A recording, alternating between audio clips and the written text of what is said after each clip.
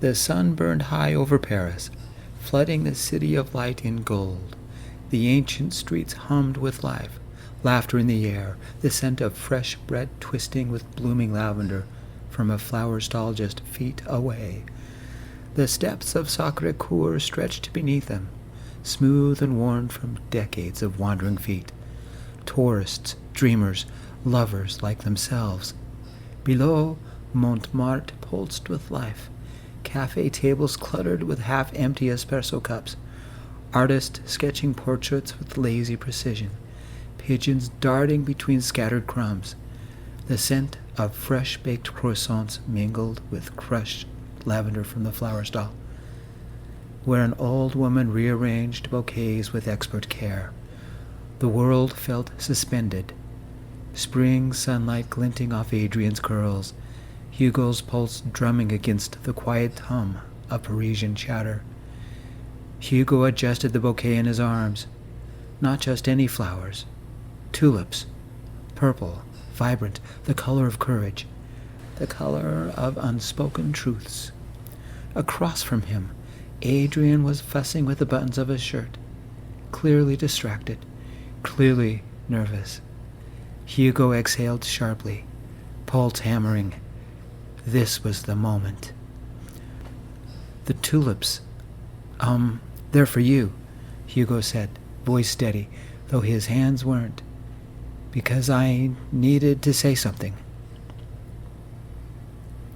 Adrian blinked. You needed tulips to say it? A shaky laugh. Ha, I did, Hugo admitted. They mean something. I mean something to you, I hope. A breeze lifted Adrian's dark curls, tossing them lightly, but his eyes stayed locked on Hugo. There was warmth there, an answer before the words came. Hugo took a step closer, the world shrinking to just them, the noise fading. I love you. A pause, a breath, a heartbeat too long. And then a grin, slow, radiant. Adrian reached for the tulips. You really needed flowers to say it? Hugo laughed, relief crashing through him. Apparently, yes. Adrian exhaled, shaking his head. Good thing I love tulips, he murmured, before pulling Hugo close, before pressing their foreheads together, before letting the air around them dissolve into something new, something better, something theirs. The murmur of Paris returned, blending into their laughter. Behind them, the flower stall vendor smiled knowingly, shaking her head like she'd seen the story unfold 100 times before. Parent-teacher conferences? Adrian teased, raising an eyebrow. You confess love and you're already planning life milestones? Hugo nudged him. Listen, I'm efficient. Adrian chuckled, squeezing Hugo's hand before pulling him toward the flower stall. Then be efficient and buy me something sweet.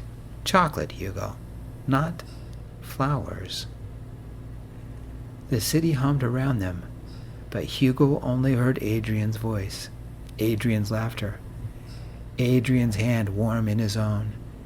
Hugo let out a breath he hadn't realized he was holding.